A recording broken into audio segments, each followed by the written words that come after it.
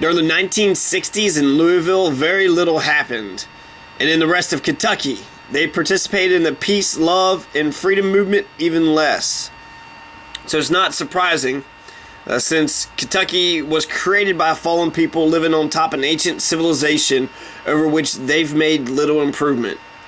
On May 27, 1968 to June 4th, 1968, for 8 days, the West End on 28th and Greenwood saw the Black Power riots, which erupted because of police brutality and because Martin Luther King Jr. had just been assassinated a little over a month ago. 2 black teenagers died and more than 470 black folks were arrested. A man named Blaine Hudson helped to co-found the Black Student Union on campus later that year. The Black Student Union of the University of Louisville in September 1968 started to circulate a newsletter. Throughout the fall and winter of 1968-1969, the newsletter continued, usually on a monthly basis. In March 4th, 1969, the Black Student Union submitted a recruiting proposal to the University of Louisville's President Woodrow M. Strickler, in which they called for more intense efforts to recruit black students and teachers, increased financial aid for black students, new course offerings in black history, literature, and culture, and an Office of Black Affairs. Tempers flared when a decision couldn't be reached about who would head the office, which prompted some of the union members on April 30th, 1969, to occupy Strickler's office for 3 hours, with Strickler finally agreeing to a future meeting, and he also agreed that no penalties would be given for the occupation. On May 1st, 1969, the next day, 21 black students took over the College of Arts and Sciences Dean's Building, Gardner Hall, which is still standing, after deciding to not take the Student Activities Center. The dean, Richard Barber, was out studying student unrest on other campuses, so he wasn't even there. Richard Barber, the dean, wasn't even there at the College of Arts and Sciences when the students tried to take it over.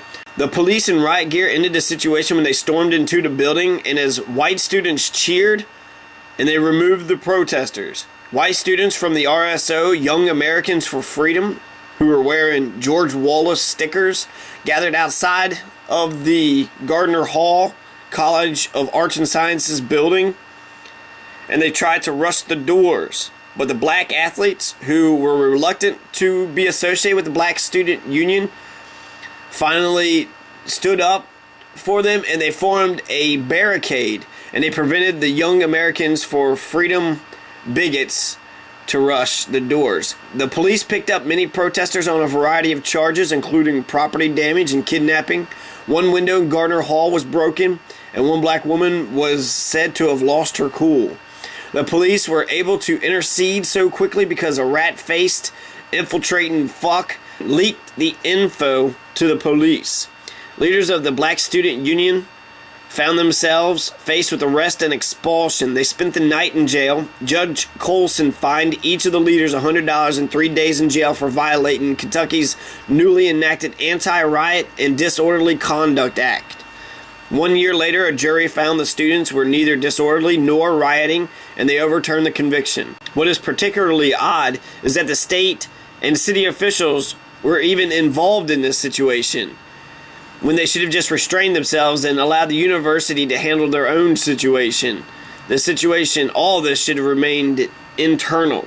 U of L expelled 9 of the Black Student Union leaders, and 3 were allowed back on probation. The Black Student Union concluded that the university was trying to separate the good niggers from the bad. The 9 black students who were expelled appealed the decision to the University Student Conduct and Appeals Committee. The meeting lasted until 4 in the morning with no decision made. After a year of appeals to various university committees, all of the students eventually were reinstated. In 1970, the Black Student Union founded the Stop Dope Now movement. Also in 1971, the Black Student Union staged a sit-in demonstration in the administration building in 1971. And in the wake of the Black Student Union protests, U of L created an Office of Black Affairs, which they eventually called the Pan-African Studies Department. They also offered more than 100 new scholarships for black students, and they began to offer Black Studies courses And this eventually led to the Pan-African Studies Department in 1973.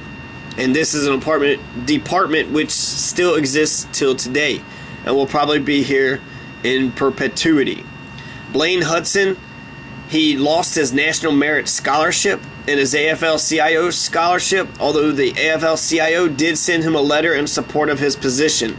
Blaine Hudson was suspended from the University of Louisville in 1969. Then Blaine Hudson came back in a year and he earned a bunch of degrees. Now Blaine Hudson is the Dean of the College of Arts and Sciences, which he occupied 43 years ago, and he never stopped.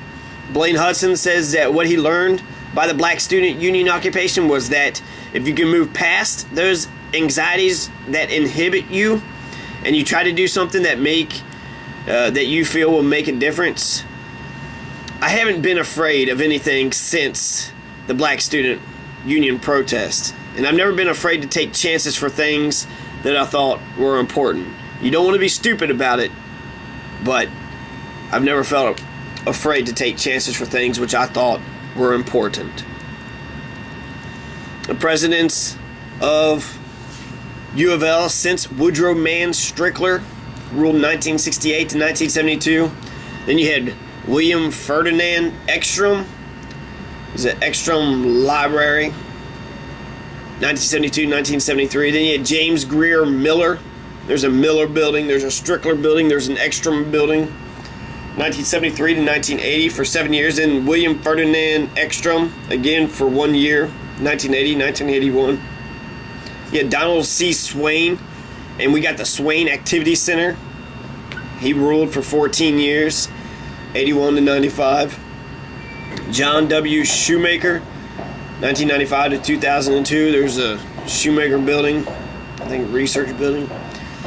Then you had Carol Z. Garrison in 2002, who was the acting president, and now you got James R. Ramsey, 2002 to 2012 for the last 10 years. So he's actually since 1972. As besides Donald C. Swain, who was in there for 14 years, James Ramsey's been president, the second longest serving president since 1968. Here's some organizational charts of the University of U of L.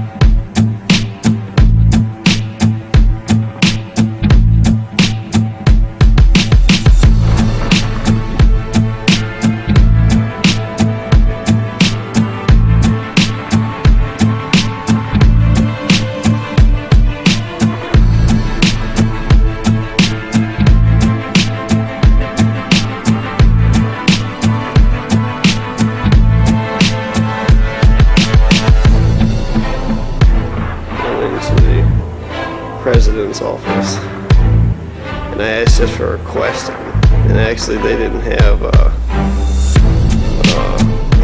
any answers for me.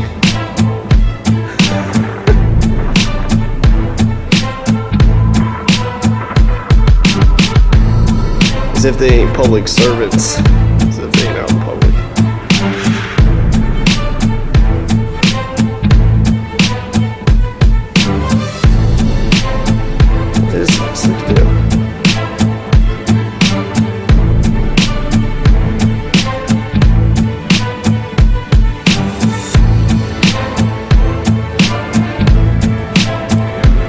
How you doing? Just to be videotaping, actually I was doing all the sculptures and shit.